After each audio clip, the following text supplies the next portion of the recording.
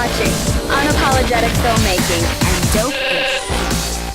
Welcome to Unapologetic Filmmaking and Dope-ish. I am one of your hosts, Omari Matlock, along with Alexander McCoy-Smith. Join us as we explore independent filmmaking, creativity, and just all around dope-ish. Monday through Thursday, our show will be broken up topic by topic, and on Friday, you'll get the full show in its entirety. Man, I almost forgot what I was about to say. Since we got a guest here, but everybody be part of our film crew. Join, subscribe, and hit that like button. Yes, sir. Yes, sir. And today is a super awesome, exciting day for us. As you guys know, me and Alex have been doing this podcast thing for a little minute, trying to figure it out. And we knew we had to get someone awesome on the show. So at the very tippy top of our list was our buddy, Mike Potter. Mike Potter. Oh, wait, I forgot. Yeah. Damn it. Well, let's say it again. Mike Potter. Thank you, everyone. Please calm down, please. Thanks for having me, guys. And not a problem. So, if you guys don't know, Mike is an award-winning filmmaker, cinematographer, entrepreneur, and again, our buddy. Yep. Yeah. I do those things. All right. Yeah. So let's start here. Some of our viewers may not even know what a cinematographer is. So can you kind of give us, just explain to us, a little that, and kind of how you got started. Sure.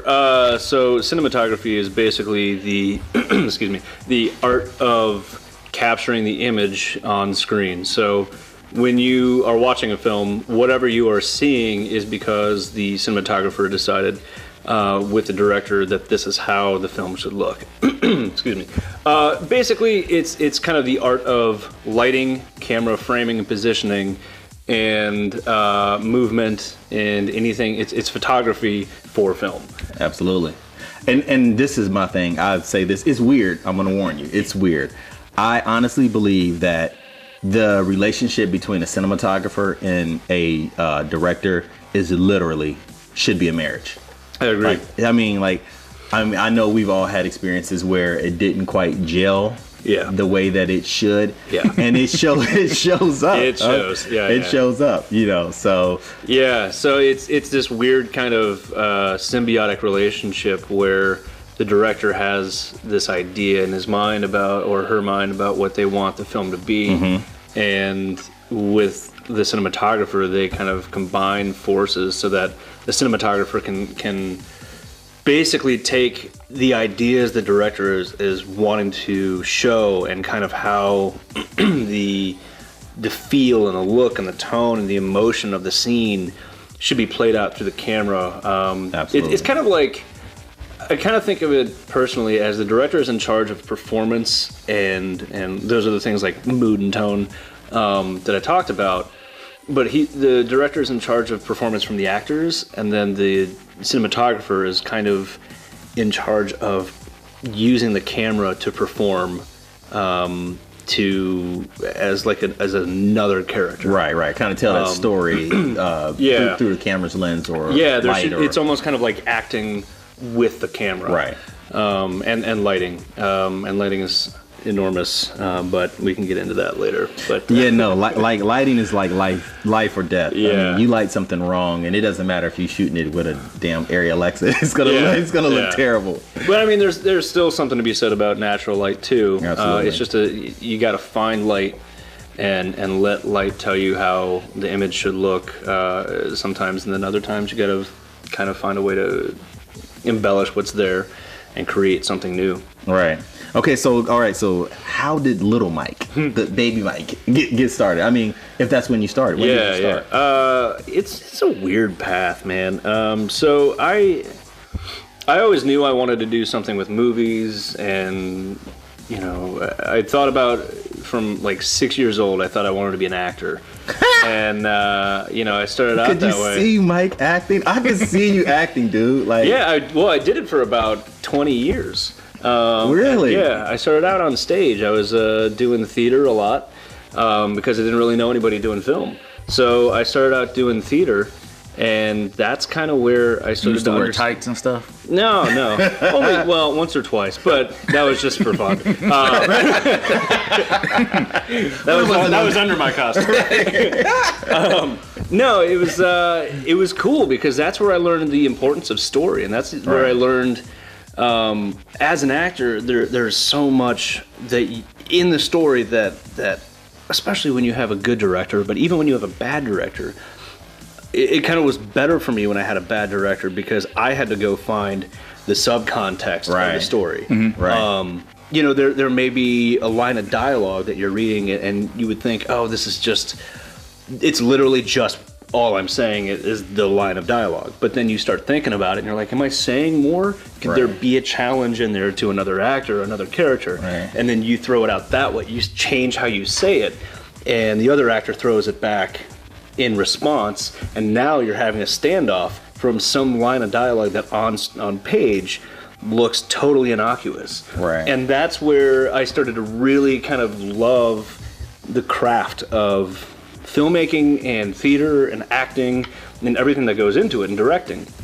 Because there are so many ways, like you can give the same script to like 20 people and tell each person to direct it and you'd get 20 different versions. Right. You know, so I think that's where some of the things that I was interested kind of came from.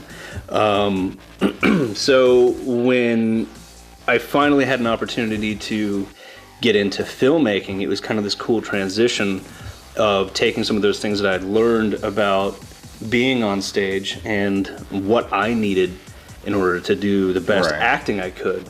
And then I was always observing, and even when I was doing plays in high school, I would, half of the time, if I had long breaks between scenes, I'd throw a black shirt on and some gloves, and I'd be working as a tech backstage. Gotcha. Rigging lights, Right.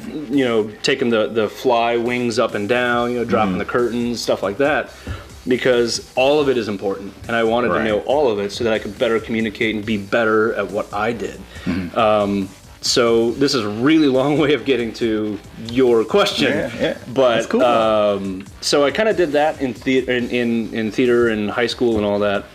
Got to college, kind of did some film stuff there, went for film. The film program at the school I went to was not the strongest, and so I kind of just did some stuff on my own with some friends and whatever. But then after that, I moved home back to Cincinnati and kind of got away from a lot of the film stuff, but I was still doing a lot of theater, which is where I met my wife, and this plays into something later. But got a corporate job for 3 years. Hated it? Oh yeah, worst time of my life. Right. Worst time of my life. What was it?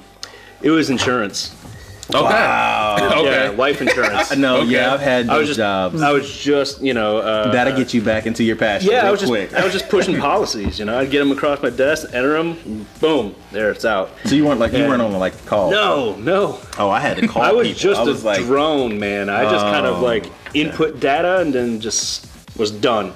Anyway, but what was cool about it is that, and I didn't tell them this at the time, but I could pretty much get my entire week's worth of work done in like a day or two. And then I had a lot of downtime, but there were a lot of websites that were not allowed to go on, like Facebook and things like that. Right. So I just started writing scripts, and I wrote a feature-length script. It is pretty garbage, but the idea is still pretty solid, and I think there's still some stuff in there. But I wrote a feature-length script because I had the time, and I had nothing else to do, and I was in this like weird headspace because I hated everything in my life. I did a lot of for that. my wife, Yeah. right? So she and I go and we get married, and we go on our honeymoon, and when we come back, and one of her old coworkers, he and a buddy are starting a film. It's just a short little nothing film, right? But they were like, we got a camera that we were able to borrow. We just wanted to go do something fun. Right. It's a funny little thing. She acts. They knew that. They asked her to come act. And she knew at the time that I had a passing interest in film. She didn't realize that it's what I ultimately wanted to do. So she asked if I could come along. So they said, yeah, sure, bring them along. So I show up, and the first couple days, I'm kind of like acting like a PA or something like that. And pretty quickly they realize, like, oh, I think this guy actually knows some stuff. So they... So they moved you up to the director? Yeah, well, I mean, at times, there were times where we were directly collaborating. And I mean, these guys were not necessarily, veterans at this at all. Right. They'd done some 48 films, and they had some great ideas. They just weren't necessarily like doing it as a profession. Right.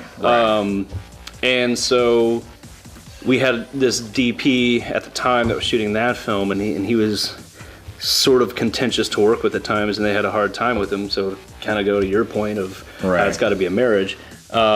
He ended up kind of not being able to show up for a few days, I think. And so they handed me the camera, and there were other people that had been there working on this thing for a little longer than I had, and I felt bad, but I also didn't, because then we just got some cool shit. But we started shooting some stuff, and it was some of the more interesting stuff, and that's where we kind of just realized we all gelled. So I kind of fell into that there, and that group that was doing this, they were doing the 48s under the name Plum Street.